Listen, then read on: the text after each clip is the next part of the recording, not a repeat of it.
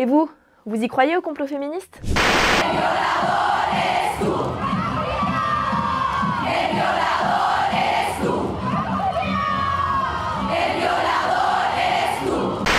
On n'a pas tous la même lecture des images qu'on vient de voir. Si vous y voyez un mouvement d'émancipation, de lutte contre les violences, vous êtes sans doute féministe. Mais si vous y voyez une manipulation, un lavage de cerveau, voire même une conspiration contre les hommes, vous êtes probablement masculiniste.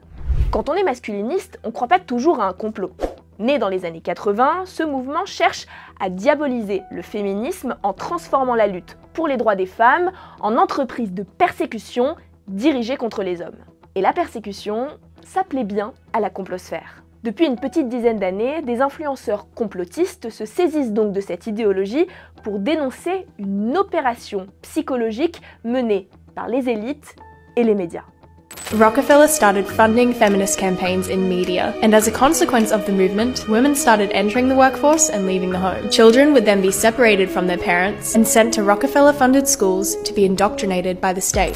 Ce qui hante ces masculinistes, c'est donc la peur de la soumission. L'idée que ces élites utiliseraient les femmes comme des pantins et le féminisme comme une arme pour déviriliser les hommes. Je suis un mal alpha! Objectif, les rendre plus vulnérables à un projet de domination financière, de manipulation LGBT ou même au grand remplacement.